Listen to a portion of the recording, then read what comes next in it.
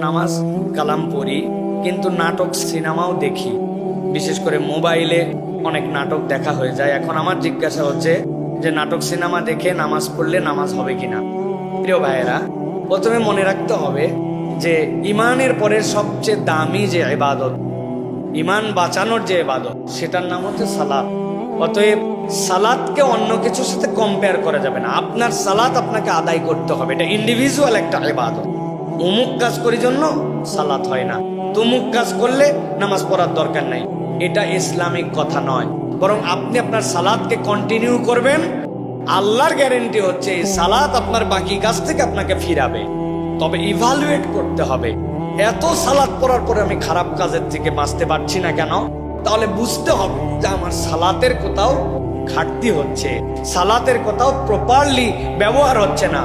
হয়তো সালাত আদায় করছি কিন্তু জামাতে পড়তেছি না, হয়তো সালাত আদায় করতেছি মনোযোগ দিয়ে পড়তেছি না, হয়তো সালাত আদায় করতেছি কিন্তু অন্যান্য যারা সাদিকিন আছে তাদের সাথে আমি সম্পর্ক রাখতেছি না, হয়তো সালাত আদায় করতেছি কিন্তু সালাতের ভিতরে যে তেলাওয়াত হচ্ছে ওইটার কোনো মিনিং, রূহ আমার মধ্যে প্রবেশ করতেছে না। বাজারের দোকানদার যাওয়ার পরে বলতেছি, ইরি সর্বনাশ, মসজিদুল জুমা কমপ্লেক্সে যে হাফেজ সাহেব আনছে, ওরে সাংঘাতিক কণ্ঠ ভাই, আজকে এমন তেলাওয়াত করছে আমার কলিজাটা ভরে গেছে। একজন বলছে মসুরের ডাল আছে ভাই? বলছে আছে ভাই, আগে শোনেন কিরকম তেলাওয়াত করছে। বলছে আমার হাতে সময় নাই, অন্যদিন শুনবো। দেশি না বিদেশি? কয় অল দেশি। কয় আপনার দোকান ছাড়া অন্য দোকানে বিশ্বাস পাই না ভাই, নিতে চাইছিলাম হাফ কেজি 2 কেজি দিয়ে রাখেন তো। 2 কেজি দিছে।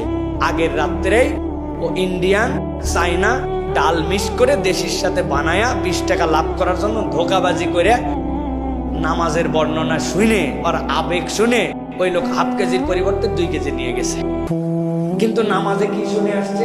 নামাজে শুনে আসছে ওয়াইলুল লিল মুতাফফিফিন, মিজানের পাল্লা নিক্তির পাল্লায় যারা কম বেশি দেয়, আল্লাহ বলছেন তারা ধ্বংস, তারা এমন বান্দা যারা মানুষের সাথে ধোকাবাজি করে।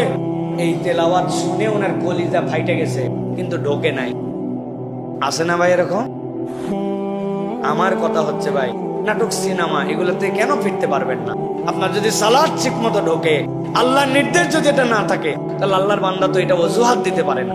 তবে হ্যাঁ, তারপরে আপনি বাদ দিয়েন না ভাই, আপনি সালাত কন্টিনিউ করেন, ইনশাআল্লাহ আল্লাহ আপনাকে এখানে বের করে আনবে। তো নাটক সিনেমা দেখলে যে আপনার নামাজ হয় না, এই কথাটি ঠিক নয়।